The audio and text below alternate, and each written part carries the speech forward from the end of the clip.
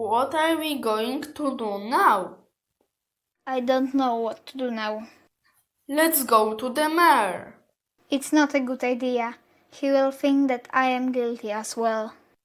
But what if you say that you are innocent? He will not believe me. You have got no idea what it means to be a vagabond. I have got no courage to see the mayor. Wait a moment. Why don't we write to him? Can you write, Rasmus? Yes, I can. Quite well. So you will write something down.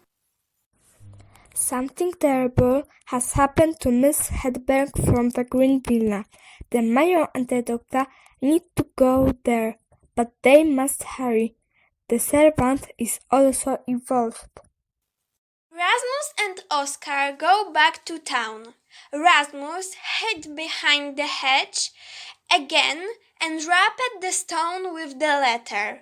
Then he threw the stone through the open window and ran back to Oskar.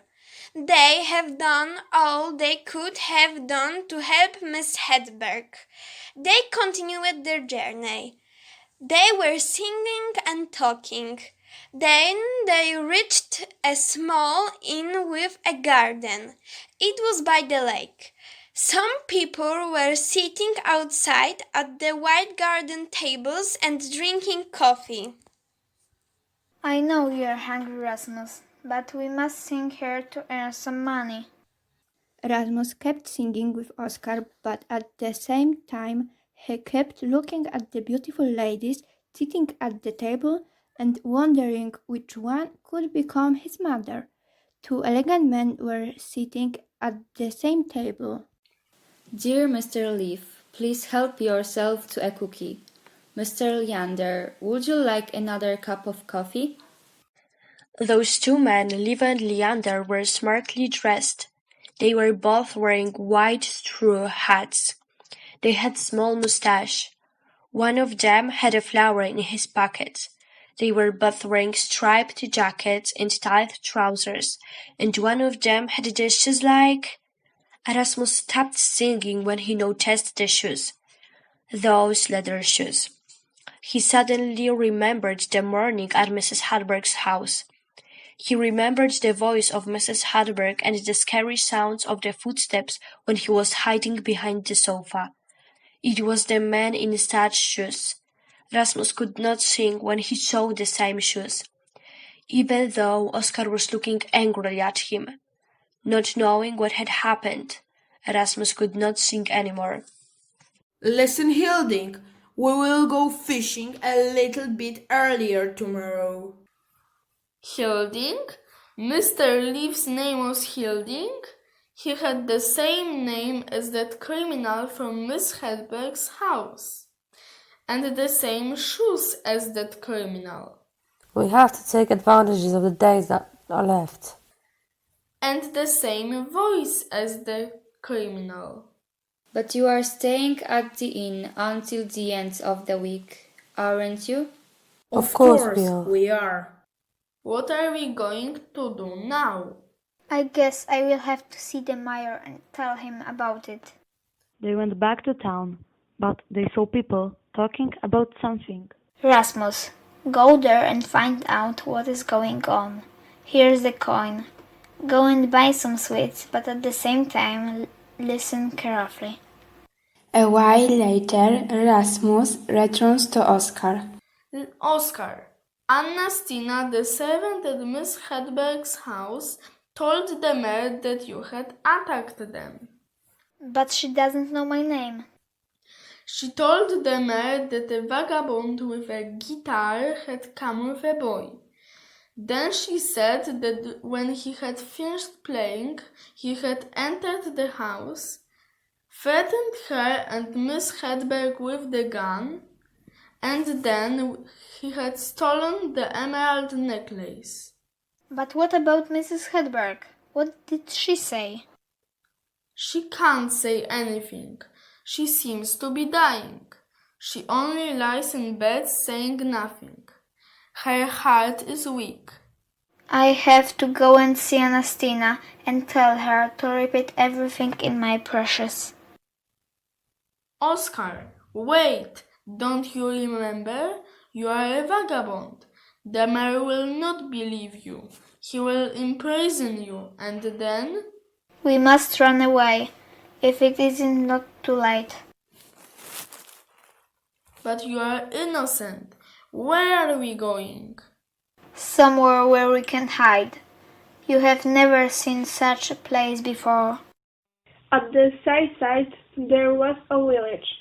There was nobody there. It was a good place for the vagabonds. They could come here and hide. Oscar, where have the people from those houses gone? They must have gone to America to look for a better life. Oscar, are we going to stay here for the night? They entered one of the empty houses, a tiny kitchen and cramped room. When they entered the house, Rasmus imagined his own dream house. He found some old things at the garbage heap. Then Oscar came with a few fir branches. They put them on the floor and Rasmus felt at home, especially when it started to rain. Oscar, just imagine what it would be like if you were my father, if we lived together in the same house. That would be funny, to have a vagabond as a father. Oscar, I have heard it. They are talking. Talking? Who's talking? I think we should take the money and run away. I will take care of it. We will come back and take the money on Saturday. We will take the train at 2 o'clock. What if Miss Hedberg gets better? If she wakes up and tells the mayor what really happened, the mayor will make Ernestina tell the truth about the vagabond. Well, let's go. I will just check if my pipe isn't in the room. When they left, Rasmus and Oscar went to the kitchen to see where the money was hidden. They saw the necklace and talked about Miss Hedberg. Oscar took the backpack and began filling it with the money. Then he put the necklace on Rasmus' neck. At the same time, some noises could be heard outside. Hurry up! Let's run away! It was too late. Hurry up! Let's go up to the attic. Those boxes, when we were here earlier, I didn't realize that they hadn't been there before. The money, the necklace, let's run after them. They must be somewhere near. Wait, let's check if they are not in the house. Nobody is downstairs, but they might be in the attic. Ran up of the stairs and Oscar hit him. Leif shouted and fell on Linder. Rasmus shouted he had shown it when Linder took out the gun and shouted angrily. The boy had got the necklace. Run, Rasmus, run! Rasmus runs away. He runs and runs. It's the morning.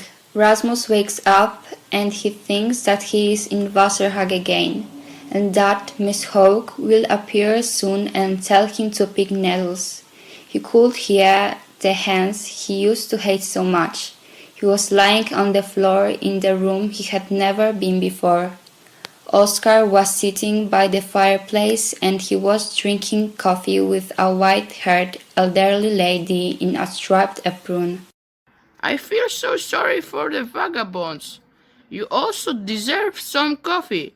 Some coffee and a little bit of bread. Rasmus did not remember how he got to Sarah's house. All he remembered was that Oscar was carrying him and the seagulls were flying above. He looked around the room. It was dirty, but in spite of it he felt at home. Sarah is good for the vagabond. First you have to see the mayor. I will not talk to him. I will not say a word. I will just give him later and go away. You don't have to talk to him. Everything will be fine when he gets the letter. Where have you hidden the money? In a safe place. But don't ask where. I have written it down for the mayor on this piece of paper, which I am attaching to this letter. Oscar and Rasmus were sitting at the foot of the hill behind Sarah's house, and they were waiting. Oscar did not want to leave her before he knew that Sarah had delivered the letter of the mayor. Sarah was not in a hurry. It had been 4 hours since she left. Here you are at last. The mayor was not at home. He went to ask someone, so I could not wait. But you have left the letter, haven't you? No. And we have been sitting here and waiting. What are you been doing? I was in a hurry. I only drank some coffee at Carl Isaac's house. For 4 hours? Give me the letter. I have forgotten about it. I left it at Carl Isaac's house. Was there anything important in the letter? There wasn't anything important in their letter. I must talk to the mayor. He is at the party. He will be on duty tomorrow. I am innocent. You will be punished. We will send him back to Westerhag. This is where he has run away from. Come back to Westerhag? No. This will mean that my life is just about to end. Oscar has been sent to prison, and they want to send me back to the orphanage. I don't want to go back. Rasmus kept looking at the police officer with his frightened eyes. He escaped through the open window and started running as fast as he could until Liv stopped him.